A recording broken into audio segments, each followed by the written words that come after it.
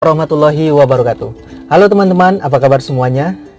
Ketemu lagi bersama aku di Lukman Hakim Mustafa Channel. Baik, di video kali ini aku akan membahas dan juga menginformasikan kepada teman-teman semua terkait uang Rp600.000. Maksudnya apa ya? Nah, sebelum kita lanjut, apa yang dimaksud dengan uang Rp600.000 itu? Jangan lupa tekan tombol subscribe, like, comment, share, dan juga tekan tombol notifikasinya. Teman-teman, sesuai dengan janji aku tadi, aku akan ngebahas mengenai uang Rp600.000. Rp600.000. Maksudnya apa? Nah, begini teman-teman. Seperti yang kita tahu, bahwa negara kita, negara Indonesia, bahkan negara-negara di luar, negara besar, saat ini sedang mengalami keadaan yang tidak kondusif akibat pandemi COVID-19 atau yang biasa kita sebut dengan virus corona. Terkait hal itu, pemerintah tidak tinggal diam. Pemerintah melaksanakan beberapa aksi yang rencananya yang telah direncanakan, yang sedang dilaksanakan, dan bahkan telah dilaksanakan. Tentunya terkait beberapa sektor, teman-teman. Ternyata akibat dari pandemi COVID-19 ini, banyak sekali sektor ataupun aspek yang sangat berdampak pada kehidupan manusia. Tentunya salah satunya sektor ekonomi.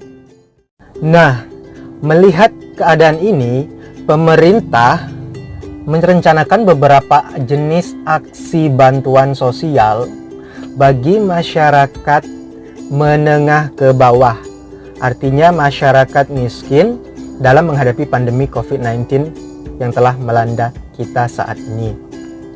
Adapun jenis bantuannya, teman-teman, diantaranya itu ada bantuan sembako, ada bantuan sosial tunai, dan ada juga bantuan sosial dana desa.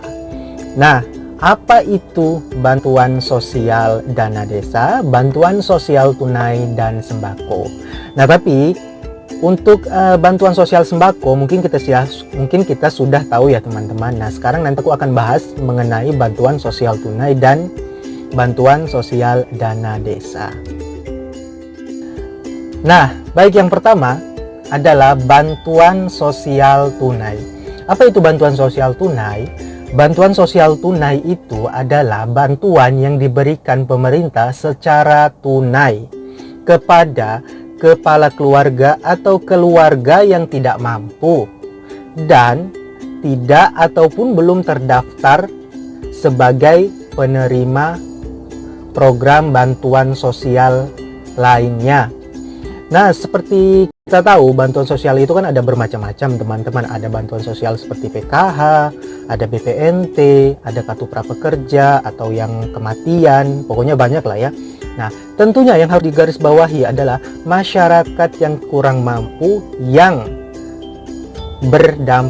terdampak akibat COVID-19 ini, teman-teman.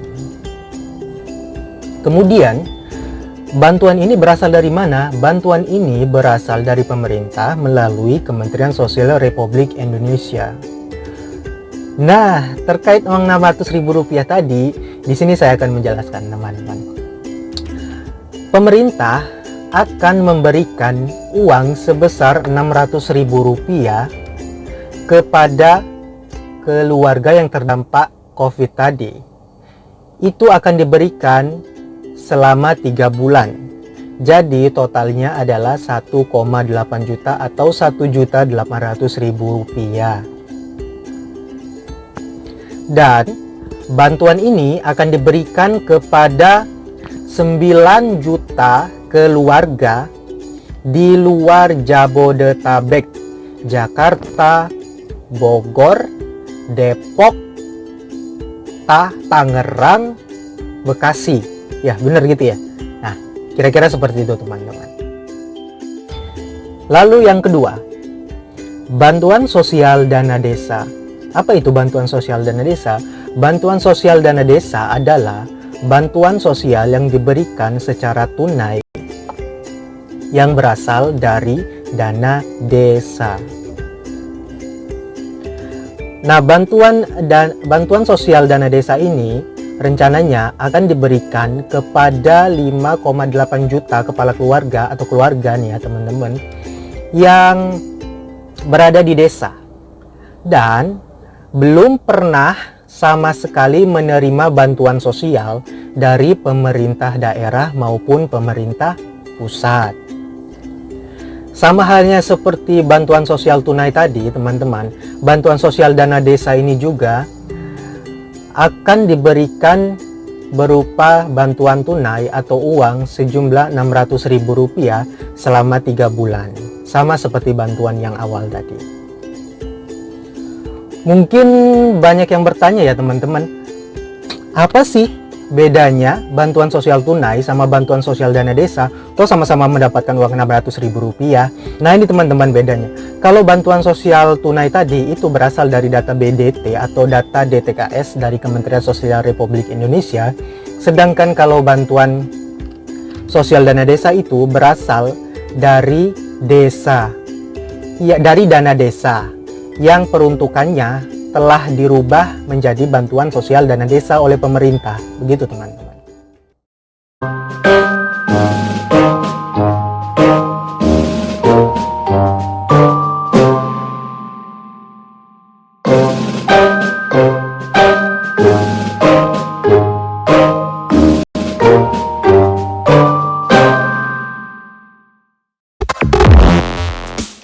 Baik teman-teman, terkait bantuan tadi, tentu pemerintah tidak serta-merta menggampangkan bantuan itu bisa diterima oleh masyarakat miskin, oleh masyarakat yang ada di desa, begitu saja. Tentu pemerintah telah menetapkan beberapa syarat dan juga ketentuan bagaimana sih dan siapa sih yang layak dan patut untuk mendapatkan bantuan tersebut. Nah, nanti akan kita bahas. Nah, yang pertama adalah masyarakat yang masuk dalam pendataan RT atau RW setempat. Nah, mungkin ada yang bertanya-tanya teman-teman, bagaimana jika saya gitu ya, jika saya sebagai orang miskin dan terdampak COVID-19 tetapi belum terdata oleh RT dan RW. Nah, nanti akan kita bahas di poin selanjutnya ya. Yang kedua, masyarakat atau calon penerima yang kehilangan mata pencahariannya di tengah pandemi COVID-19 ini teman-teman. Maksudnya gimana?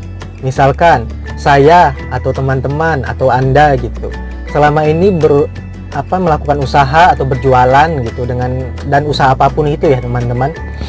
Tentu terkait hal itu konsumen ataupun pembeli itu berkurang, akibatnya berdampak kepada omset atau keuntungan yang kita punya. Nah, itulah salah satu kenapa dikategorikan masyarakat yang kehilangan mata pencahariannya akibat pandemi Covid tadi. Nah, begitu teman-teman.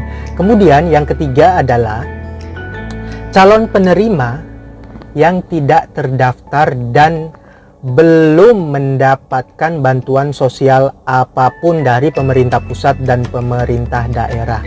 Seperti yang saya sudah tadi bilang teman-teman, bantuan sosial itu banyak sekali. Ada PKH, ada kartu prapekerja dan lain-lain. Kemudian yang keempat. Nah, yang keempat tadi ada kaitannya dengan kenapa kok saya masyarakat miskin terdampak belum mendapatkan bantuan sosial dari manapun, baik dari pemerintah pusat atau pemerintah daerah, dan juga belum terdata oleh RT dan RW kok tidak dapat. Enggak seperti itu teman-teman. Jika teman-teman merasa teman-teman pada posisi seperti itu, teman-teman langsung bisa mengkomunikasikannya kepada aparat desa seperti RT, RW, dan bahkan Kades, bahkan ke tingkat yang lebih tinggi begitu. Lalu kemudian yang kelima. Nah, ini juga merupakan kabar baik teman-teman. Jika teman-teman yang belum mempunyai KTP ataupun belum mempunyai NIK, itu bisa mendapatkan bantuan yang dimaksud. Tetapi apa syaratnya teman-teman?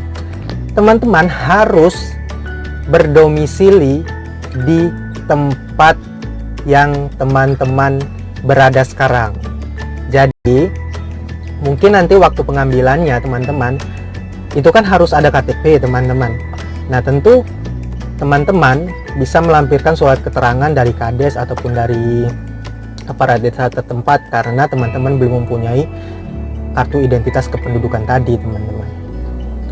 Yang terakhir, yang keenam, jika data itu sudah valid, sudah fix, maka bantuan langsung tunai tadi akan segera diberikan berupa non tunai dan juga tunai. Non tunai itu maksudnya bagaimana teman-teman? Non tunai itu bantuan dikirim atau diberikan melalui rekening bank, artinya ditransfer. Bagi teman-teman yang belum memiliki rekening bank, silahkan koordinasikan kepada aparat desa setempat agar bisa dikomunikasikan ke pihak banknya. Biasanya itu Bank Himbara ya.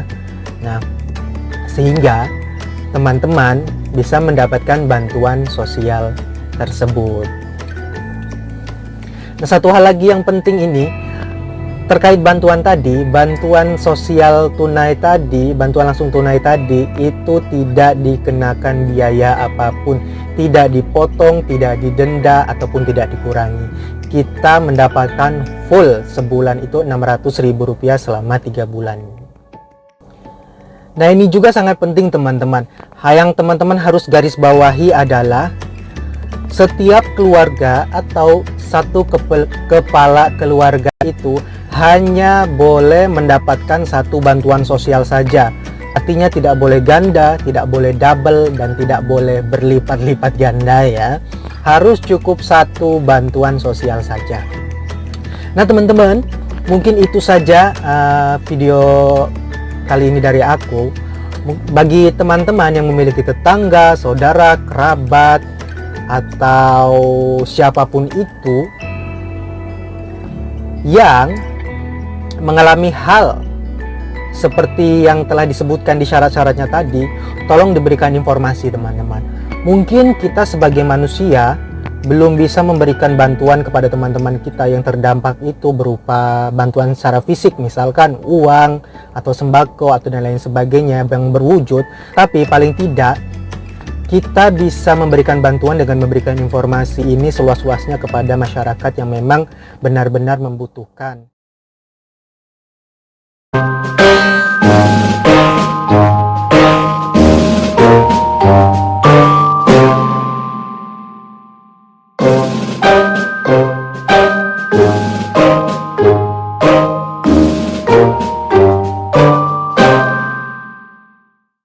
Tetap selalu jaga kesehatan, stay at home, dan jangan lupa tekan tombol subscribe, like, komen, dan juga tekan tombol notifikasinya serta share ke seluruh sosial media yang Anda punya jika video kali ini bermanfaat bagi halayak ramai.